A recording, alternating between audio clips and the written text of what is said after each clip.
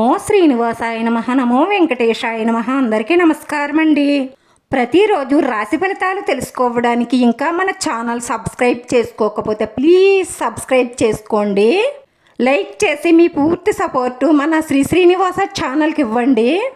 ఈరోజు రాశి ఫలితాల్లో గోచార్య రీత్యా తులారాశి వారు ఎటువంటి శుభాశుభ ఫలితాలను పొందుతారో తెలుసుకోవడానికి ఈ మన వీడియోని మిస్ అవ్వకుండా చివరి వరకు చూడండి. ఈ రాశి వారు ఇతర రాష్ట్రాలలో కానీ ఇతర ప్రదేశాలలో కానీ వ్యాపారం విస్తరింప చెయ్యాలి అన్న ఆలోచనతో కొన్ని మార్గాలని వెతుక్కొని ఉంటారు. ఆ వెతుక్కున్నటువంటి మార్గాలు ఈ నెలలో సఫలం అవుతాయి. వ్యాపారాన్ని అభివృద్ధి బాటలో నడపాలని ఆలోచన చేస్తారు. మీ కుటుంబంలో మీకు సంబంధించిన ఒక ముఖ్యమైన వ్యక్తి మీకు కొంత సమస్యాత్మకంగా మారతారు. వారే మళ్ళీ మీ సమస్యలను కూడా తీరుస్తారు. ఇదంతా కూడా ఒక మాయలాగా జరుగుతుంది. కొన్ని సందర్భాలలో ఈ రాశివారు నిర్ణయం తీసుకోవడానికి చాలా ఆలోచిస్తారు, కానీ ఆ తీసుకున్న నిర్ణయం మిమ్మల్ని మీ ఆలోచనలను వేగవంతం చేస్తాయి. వ్యాపారం కోసమో వృత్తి కోసమో కుటుంబం కోసమో తీవ్రంగా ఆలోచిస్తూ ఉంటారు. స్త్రీలు మీ స్నేహితుల విషయంలో జోక్యం చేసుకోకుండా ఉండడం చాలా మంచిది. వారికి మీరిచ్చేటటువంటి ఒక సలహా ద్వారా మీరు మంచిగా ఆలోచించి సలహా ఇచ్చినప్పటికీ మీరు ఇచ్చిన సలహా వల్లే వాళ్లకు అలా జరిగిందని మీ మీద నింద వేసి తప్పుకుంటారు. కాబట్టి ఎదుటి వారికి సలహా ఇచ్చే ముందు ఒక్క క్షణం ఆలోచించి చెయ్యడం మంచిది. స్త్రీ పురుషులు ఇరువురికి కూడా మీ మంచితనాన్ని ఎదుటివారు వేలన చేసే అవకాశాలు ఎక్కువగా గోచరిస్తున్నాయి. కాబట్టి ఎదుటివారు వేళన చేసే విధంగా మనం మంచి చెయ్యడం కూడా మంచిది కాదు. వారు వేళన చెయ్యడం ద్వారా మంచి చెయ్యాలి అన్న మీ సంకల్పం కూడా ఎందుకు పనికి రాకుండా పోతుంది. కొన్ని మాటలు మిమ్మల్ని లొంగ తీసుకునే విధంగా కూడా ఉంటాయి. మానసికంగా మీరు లొంగవలసిన సందర్భాలు కూడా కొన్ని వస్తాయి. జాగ్రత్త. విద్యార్థులు కానీ ఉద్యోగస్తులు కానీ శ్రమ లేనిదే ఫలితం ఉండదన్న విషయం మనకి తెలుసు. కానీ ఈ ఒక్క నెలలో మాత్రం మీరు అనుకోకుండానే మీరు ఊహించనటువంటి ఫలితాలను పొందుతారు. విద్యార్థులకు స్థిరమైన ఉద్యోగస్తులకు ఇది మాత్రం చాలా ఆనందకరమైన యోగమనే చెప్పాలి. పట్టుదలతో మీరు చేసేటటువంటి కొన్ని పనులు చక్కటి విజయాలను తెచ్చిపెడతాయి.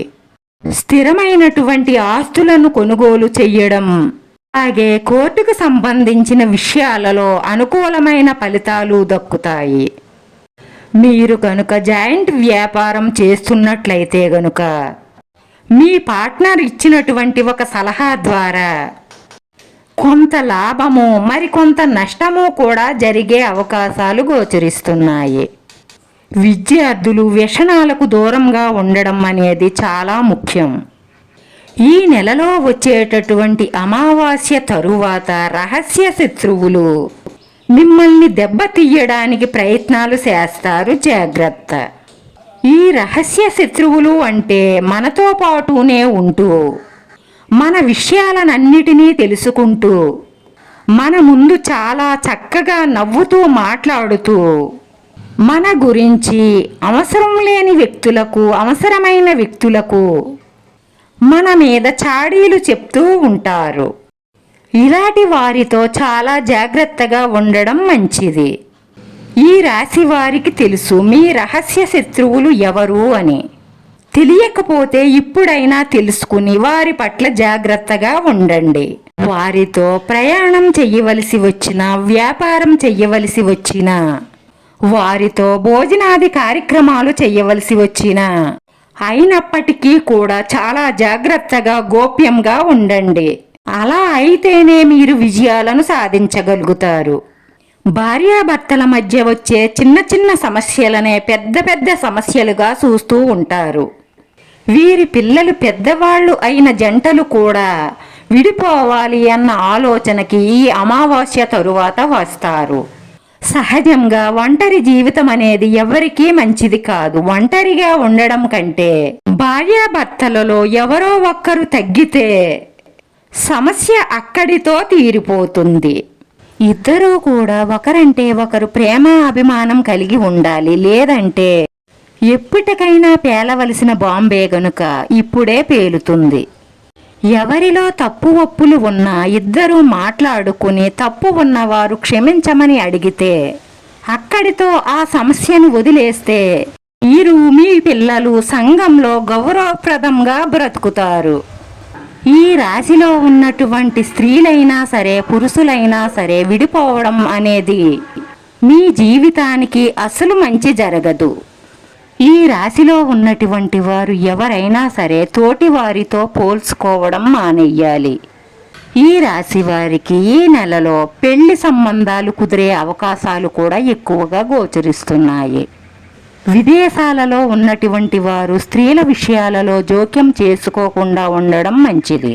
ఎందుకంటే స్త్రీల వల్ల ఆర్థికంగా నష్టపోవడమే కాకుండా కోర్టు మెట్లు ఎక్కవలసిన అవసరం కూడా ఉంటుంది. ఈ నెలలో ఎవరి మాటలు నమ్మి ఏ నిర్ణయం తీసుకోవద్దు.